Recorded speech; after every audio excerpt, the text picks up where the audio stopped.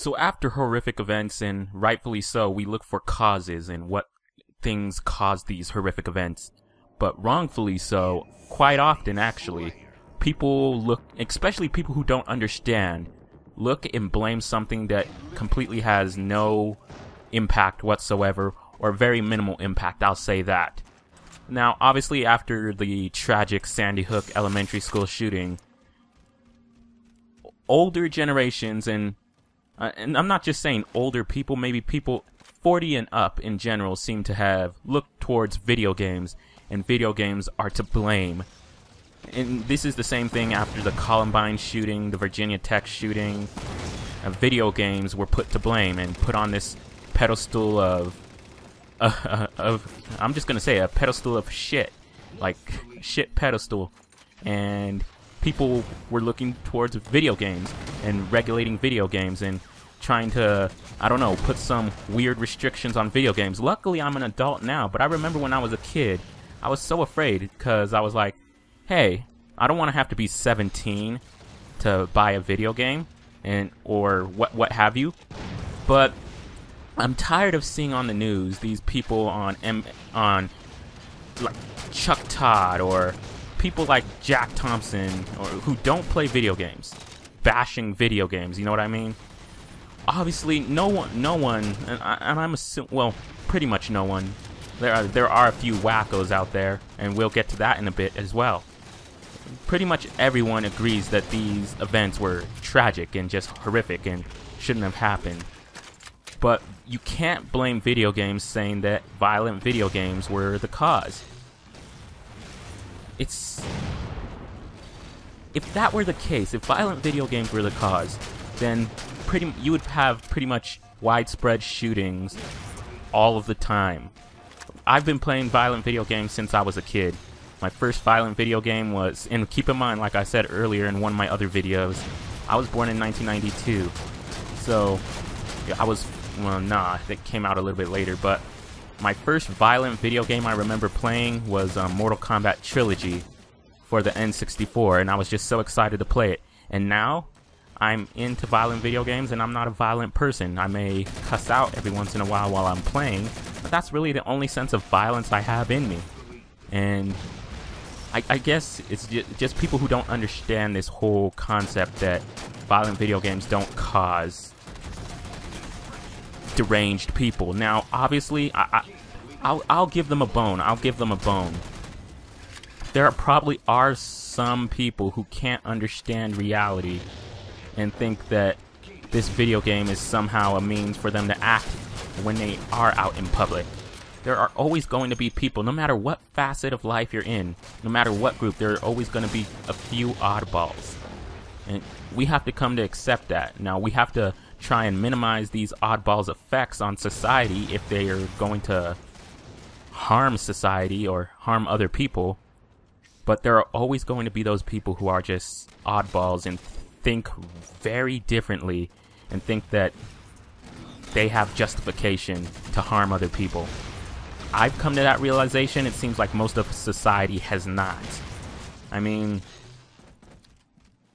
and it goes in, and I'm going to tie it back into the video game point, but to go into gun control and banning guns, I guess to sort of give my subscribers and whoever watches this video a definitive answer of where I lie on that. I guess I lean toward a more liberal stance. I'm not saying ban guns, all guns, but gun control, you know what I mean? Make it hard for mentally unstable people to get them. But to tie that back into video games, or well, actually, but then again, there will always be people who get them no matter what. We can limit it, no matter how much we limit it, though. There will always be people who get it that aren't meant to get it. So all we can do is try and help these people out. Help these people out. And like I keep saying, unfortunately, it's just always going to happen, you know. It's just always going to happen. There's always going to be something. And it's a sad fact of life. It's a sad fact of life. Unfortunately, there's always going to be someone who gets murdered. Unfortunately, no matter how many guns you ban or how many weapons you ban, there's always going to be someone who gets murdered or some other horrific event where they're still alive or something. you just have to, I guess hope is a bad word, but hope it's not you or ones you love, and try to protect yourselves the best you can. We're never going to have a perfectly clean society, and that's just fact. I mean, that's just fact. Now, back to video games and how this ties into video games. He hasn't, I haven't seen much from him lately, but Jack Thompson was just on this tirade against Grand Theft Auto in the mid-2000s, early 2000s, mid-2000s. And I remember Adam Sessler did a great piece, just sort of derailing Jack Thompson's arguments. But it's just, these people legitimately don't understand. It's sort of like back in the 50s, or, well, I guess back in the 50s, yeah, or when Elvis was really popular, you know? The parents wanted to ban Elvis because his hip shaking, and, oh, it's gonna make girls want to have sex with him, and it's gonna give guys ideas, or they thought of it as too sensual. They wouldn't have said those words back in the time because they were too, I don't know, what is it, prim and proper. But Elvis's hip shaking was condemned back in the time, and this rock and roll, rebellious rock and roll music back in the time was condemned. I remember, what the fuck, damn, George Carlin mentioned him, or like it was a young George Carlin who got arrested for this guy. Well, I'll just use George Carlin as an example. The 7 dirty words you cannot say.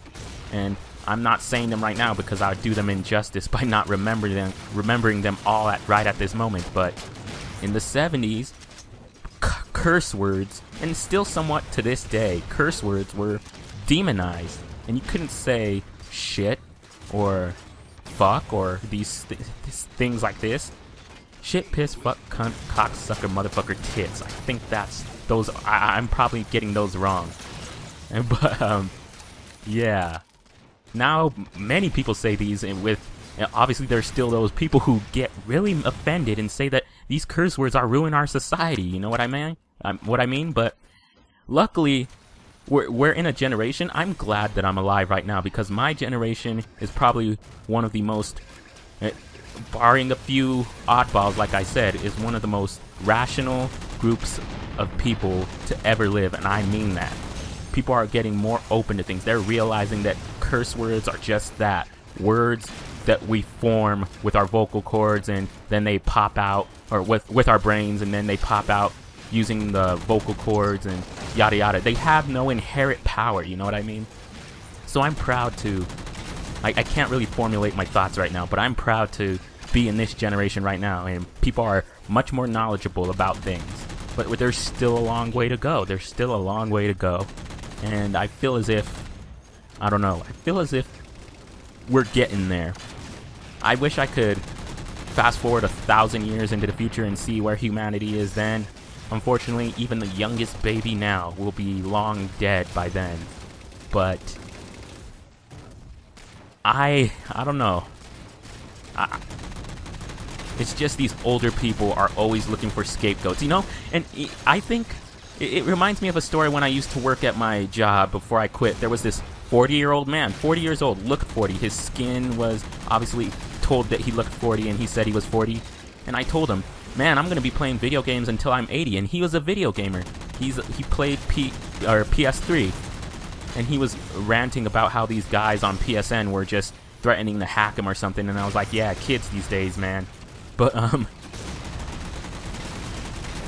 so he's an oddity, man. He's an oddity in a good way.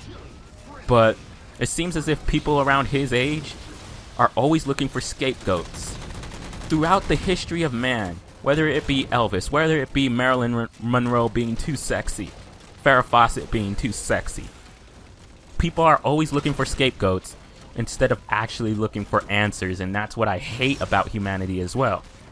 Now, me saying that my generation, or people in this generation around my age, give or take, and hopefully in the future, people younger than me, 10-year-olds, when they get to be 20, are even much more free-thinking than we are, and more rational than we are. Hopefully my generation, when we reach the age of 60 and what have you, we're just as open-minded, you know what I mean? We're just as open-minded, and we're not just going to automatically blame something for a detrimental trend in society just because it seems like the easy way to go, instead of actually doing research and instead of actually finding the truth. Do not blame video games, do not blame video game players, or else you would have much more psychotic people out there. You would have much more psychotic people out there. Well, this video is coming to an end, so I just want to say thank you all very much. It's been a pleasure, and I guess, yeah, is there one more kill if I remember this map correctly? Or match correctly? Nope, so I want to thank y'all for joining me. See y'all later.